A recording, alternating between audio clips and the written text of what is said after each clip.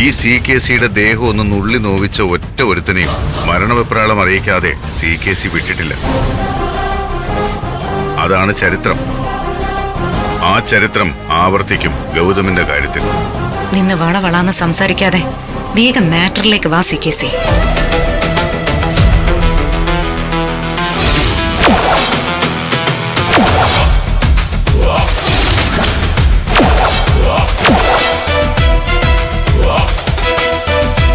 നിന്റെ കെട്ടിയോൻ കാണിച്ച പരാക്രമത്തിനെയൊക്കെ ഞാൻ ഒറ്റ അർത്ഥത്തിലാ കാണുന്നത്.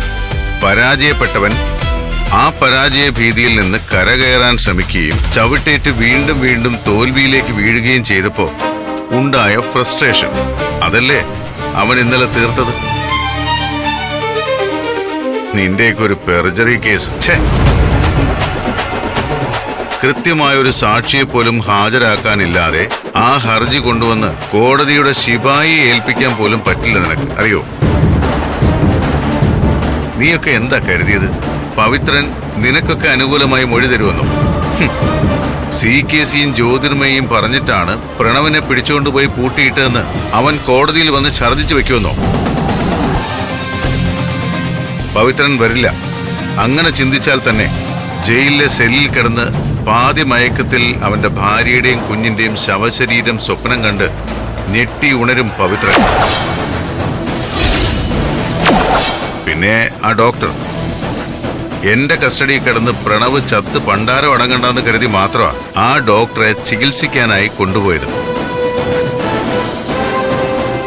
അയാളെ സ്വന്തം പക്ഷത്ത് ചേർക്കാനുള്ള നിന്റെയൊക്കെ ശ്രമവും ഞാൻ എങ്ങനെ 8 മടക്കി തിരികെ തന്നുവെന്ന് നിങ്ങൾ രണ്ടും കണ്ടല്ലേ?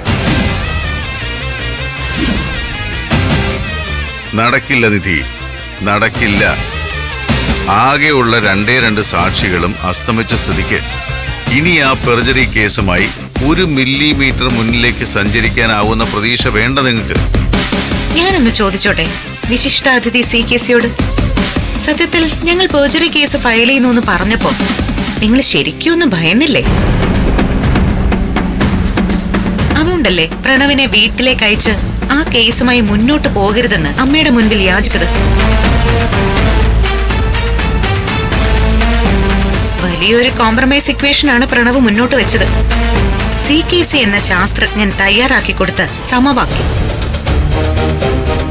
പെർജറി കേസുമായി മുന്നോട്ട് പോകാതിരുന്നാൽ സ്വത്തും ബിസിനസ്സും ആവശ്യപ്പെട്ടുകൊണ്ടുള്ള പ്രണവിന്റെ കേസിൽ നിന്നും അവൻ പിന്മാറി തരാമെന്നും.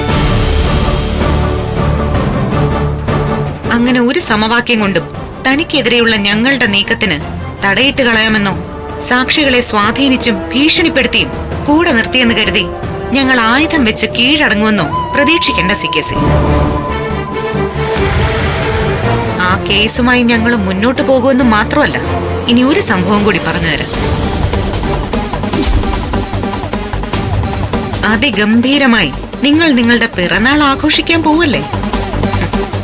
കേൾക്കുമ്പോ നിങ്ങൾക്ക് പോലും അത്ഭുതം തോന്നുന്ന ഒരു കാര്യം ഞാൻ പറഞ്ഞുതരാം.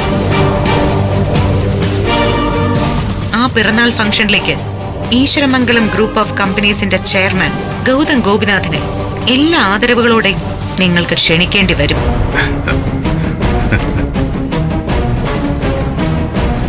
ചിരിക്കണ്ട, ഒന്ന് പറഞ്ഞു തീർത്തോട്ടെ. ആ ഫംഗ്ഷനിലേക്ക് നിങ്ങൾ ഗൗതമിനെ ക്ഷണിച്ചു വരുത്തുമെന്ന് മാത്രമല്ല, നിങ്ങളാൽ ക്ഷണിക്കപ്പെട്ടെത്തിയ അതിഥികളുടെ മുൻപിൽ വെച്ച് അച്ഛൻ ആരാണെന്ന് അറിയാത്തവനെന്ന് വിളിച്ച് ഗൗതമിനെ അപമാനിച്ചതിന് പകരം പരസ്യമായി മാപ്പ് ചോദിക്കേണ്ടി വരും CKCക്ക്.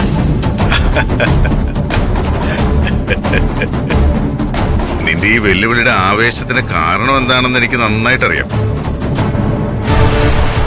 എന്റെ ഗതികെട്ട പഴയ കാലത്ത് എനിക്ക് പറ്റിപ്പോയൊരബദ്ധം. എന്റെ പഴയ പ്രണയിനി നിർമ്മല, അവള് നിന്റെ കസ്റ്റഡിയിലാണെന്നും അവളെ എനിക്കെതിരെ തിരിക്കാനാവുമെന്നുള്ള ചിന്തയായിരിക്കും നിന്റെ ഉള്ളിൽ. അത് നടക്കില്ല നിധി. ആ നിർമ്മലയെ മാത്രമല്ല, അവളിൽ എനിക്ക് ജനിച്ച അധികം വന്നൊരു ആന്തരിയുണ്ടല്ലോ, അവനെയും ഞാൻ തീർക്കും. 2 എണ്ണത്തിനും കൂടി ഒറ്റ കുഴിയായിരിക്കും ഞാൻ ഒരുക്കാൻ പോകുന്നത്. നിർത്തടോ. ചുക്കിനും ചുണ്ണാമ്പിനും കൊള്ളാത്ത തന്റെ ഈ വാക്കുകൾക്കൊക്കെ ഞാൻ പുല്ല് വിലയാ കൽപ്പിക്കുന്നത്. നിർമ്മല ആന്റിയോ ആന്റിയുടെ മകനെയോ ഒന്ന് തൊടാനുള്ള ഭാഗ്യം പോലും നിങ്ങൾക്ക് കിട്ടില്ല. അതിനു മുൻപേ പേർജറി കേസിൽ നിങ്ങൾ ജയിലിൽ പോയിരിക്കും. ആ കേസിൽ നിനക്ക് വിജയിക്കണമെങ്കിൽ ഈ CK ചന്ദ്രബോസ് നേരിട്ട് കോടതിയിൽ ഹാജരായി എനിക്കെതിരെ തന്നെ മൊഴി കൊടുക്കേണ്ടി വരും. എന്താ വേണം? എന്നെ ജയിലിലേക്ക് അയക്കാമെന്ന ചീട്ട് കൊട്ടാരം കെട്ടി അതിൽ കാറ്റടിക്കാതെ കാവലിരിക്കേണ്ട ഭാര്യയും ഭർത്താവും. സ്വയം പുകഴ്ത്തുകയാണെന്ന് കരുതരുത്. എനിക്ക് ജന്മസിദ്ധമായി കിട്ടിയൊരു കഴിവുണ്ട്.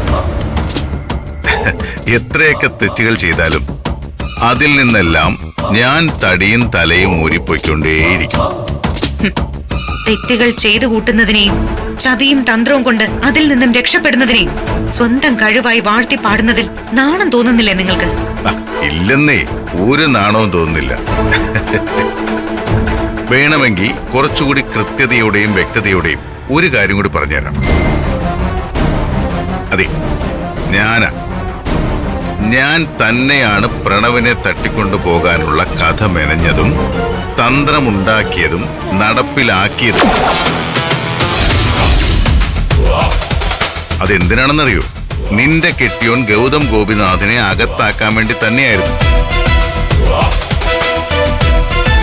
ഞാൻ തന്നെ ആളിനെ വെച്ച് പ്രണവിനെ പിടിച്ചുകൊണ്ടുപോയി പൂട്ടിയിട്ടിട്ട് നിയമത്തിന്റെ മുന്നിലും പ്രണവിന്റെ മുന്നിലും ഗൗതമിനെ പ്രതിസ്ഥാനത്ത് നിർത്തിക്കൊടുത്തു. അവൻ അന്തസ്സായിട്ട് അങ്ങ് അകത്ത് പോവുകയും ചെയ്തു.